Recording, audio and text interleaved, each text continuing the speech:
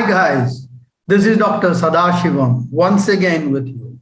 And in today's session, we're going to talk about a very important concept that is predictive irrationality.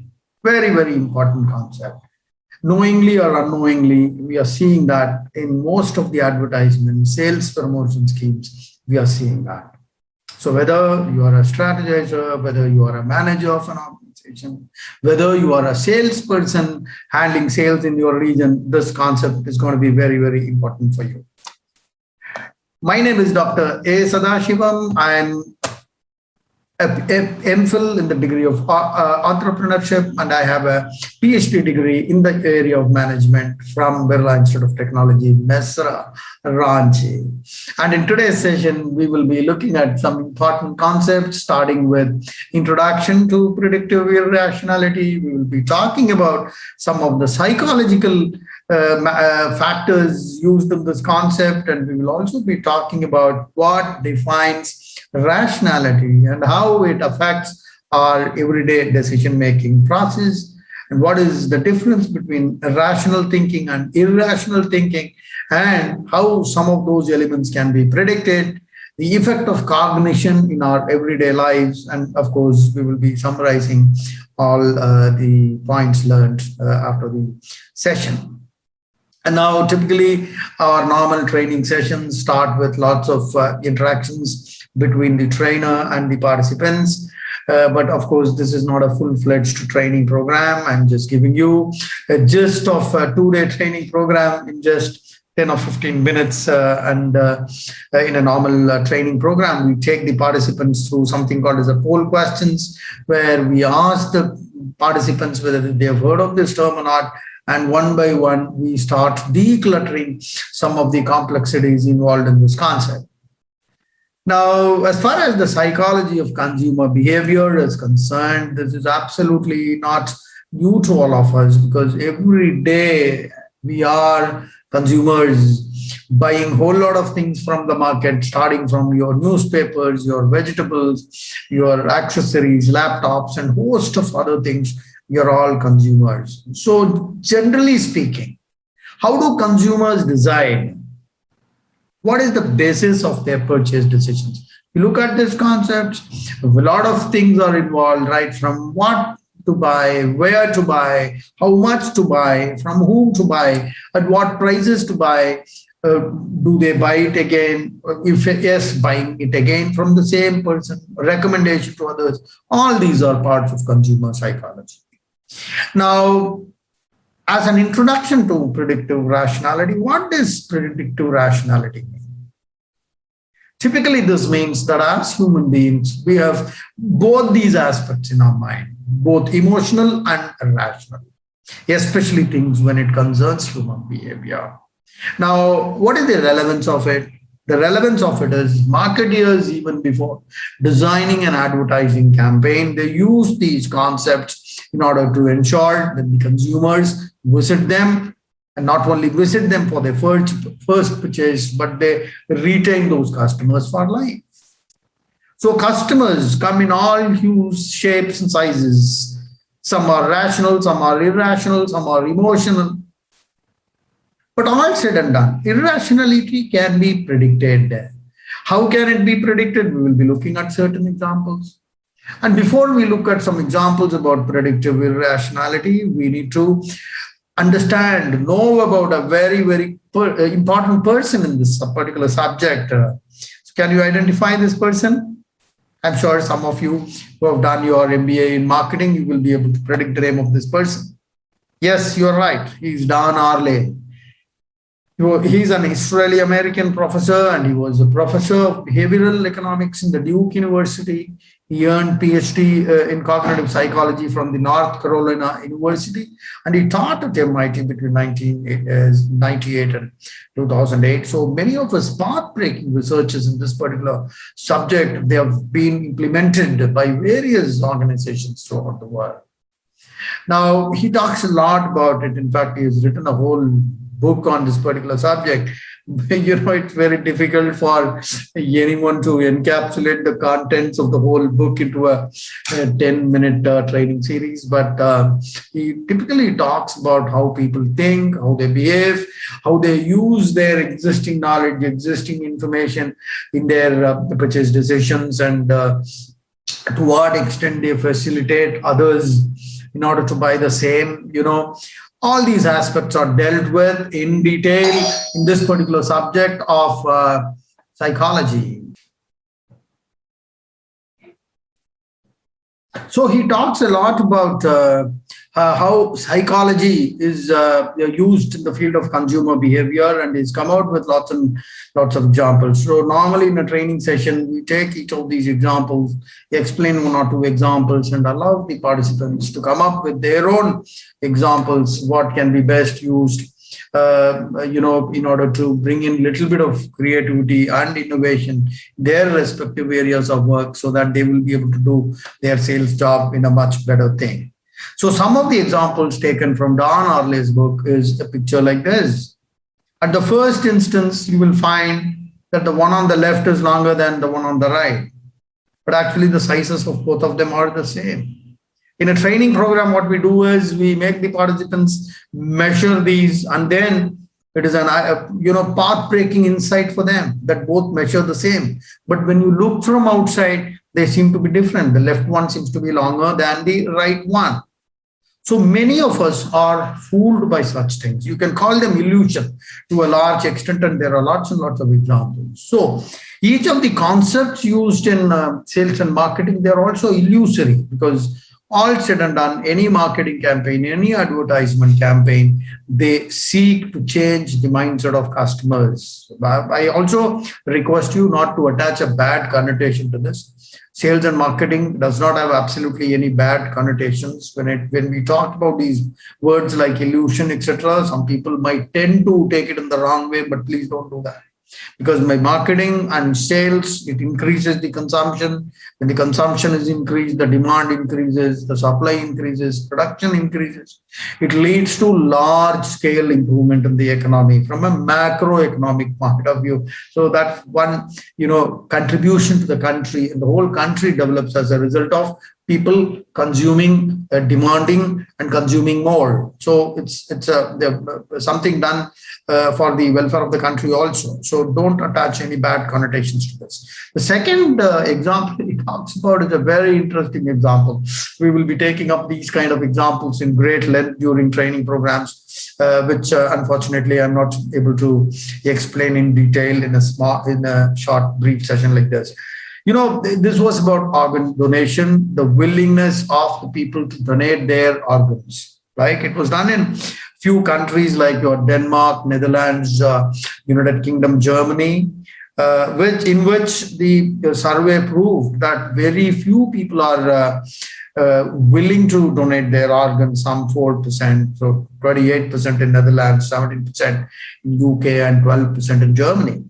But if you look at the other countries like Australia, Belgium, France, Hungary, Portugal, Spain, Poland, Sweden, etc., the percentage of people who are willing to donate their organs are as high as 100, in most of those countries, and of course, few countries the percentage was just 98, but there's a significant difference between these two set of countries. But if you compare the cultures of these countries, they're all West European countries, most of them, and they share a similar background. They share a common culture, subculture. Genetically, they are made. They are the same people. But what explains this kind of a difference? Dan Harley's conclusion was very simple. The mindset is absolutely not different, but the questionnaire which was made in order to get this answers was different. Because in the first part, in the first 5 countries, that is Denmark, Netherlands, United Kingdom, and Germany, the question was, check the box below if you want to participate in the organ donation program. And as in most of the cases, you put the survey, people don't check in anything. They just leave things blank. So from which they inferred that only 4% and 28%, 17%, 21%, they were willing to donate their organs. But on the other side of countries, if you have a feeling that most of them are really willing to donate their organs, please think again, because in these countries which recorded 100%, the question was opting out. Check the box below if you don't want to participate in the organ donors program. And here again, nobody clicked, nobody put a check mark, checked the box. As a result of which, the inference was everybody who didn't check the box was willing to donate the organs. So it's just the kind of questions. In both the cases, one inference is most of the people were not willing to check the box, right? So that's one breaking example. And there was another example which involves one of the greatest, the most reputed magazines, which is economist.com, in which they made a subscription like this. This was from Don Ollie's book. He said Economist subscription is $59, just the subscription, 1 year subscription, which includes online access to all the articles from the Economist since 1997. Whereas the print subscription was $125 and print and web subscription was $125. This actually came as an, in one of the advertisements, but later they got that change.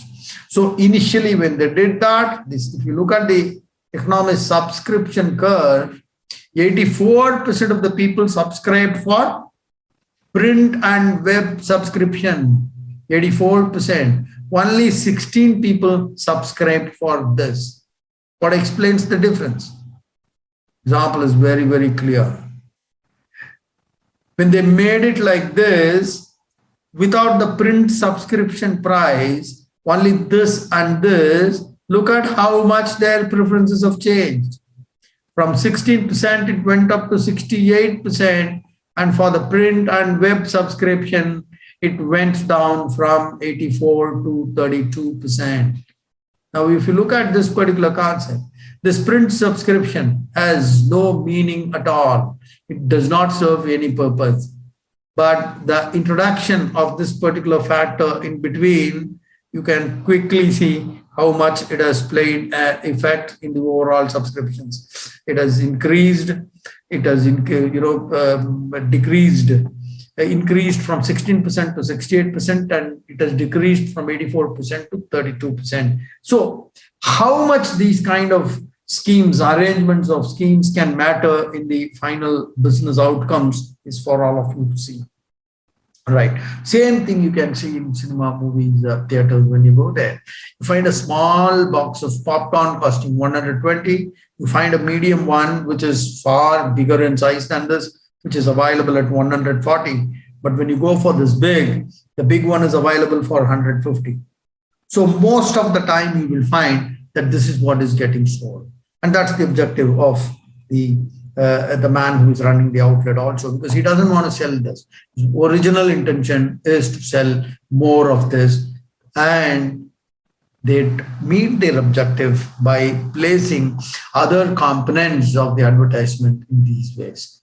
That's how pricing plays a very important role. You can find a whole lot of examples, like in your gymnasium. You go there, they give you a 1 year scheme for 12,000 rupees. But if you want to take their scheme for 1 month, they might charge you as high as 3,000 or 4,000 rupees. So all these are aspects of business. So typically when you talk about the aspects of buying behavior, there are 5 important stages from a theoretical standpoint of view.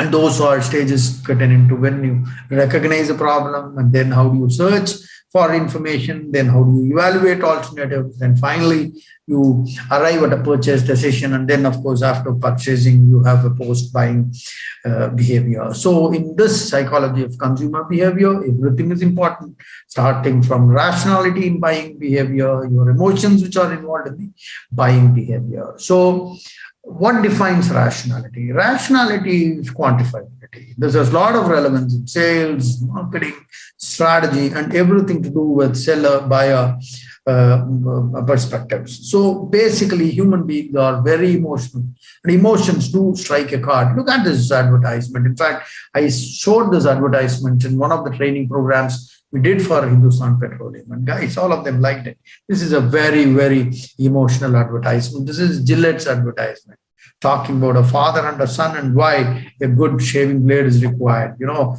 how they bring in that emotional element in their advertisement, right? So, of course, we give a lot of these kind of exercises in a training session.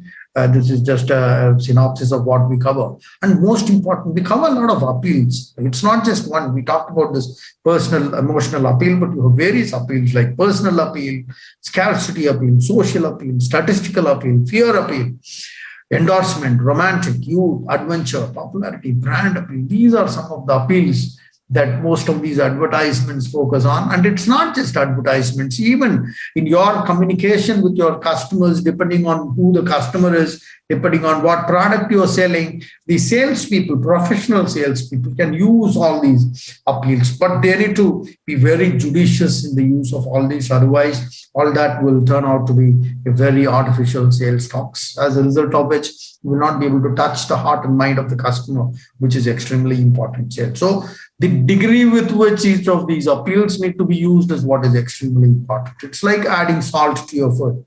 Too little salt, you will not be able to consume. But if you put too much salt, once again, it becomes very difficult to consume. So these are some of the aspects that we would cover in a full-fledged training program. And of course, there will be post-assessment in terms of what participants have learned from this training course and how they will be putting their knowledge and learnings into use in their practical, ultimate result of any training program is to ensure that salespeople sell more, your business volumes increase, your price realizations increase, your discounts reduce, your customer retention increases. These are some of the parameters based on which we will be assessing a salesperson's performance, and various KPIs and KRAs in your respective organizations. They will all be assessed. Put that into practice, and then your whole sales curriculum will be designed for them. There will be question and answers to clarify their doubts. And I'm duty bound to quote some of the sources from which we've taken some of the elements of the training program, starting from Consumer Books by Leon Chiffon, Leslie Lazar-Kanu, etc. They're all available in the Pearson survey. Okay, guys, this is Dr. Sadasivam signing off till we meet again. And for your sales training workshops, do contact me on this telephone number, and I've given my internet site for you to visit the sites and know more of what we do. Bye-bye, guys. It's been so good interacting with you. Bye-bye till we meet again. Jai Hind.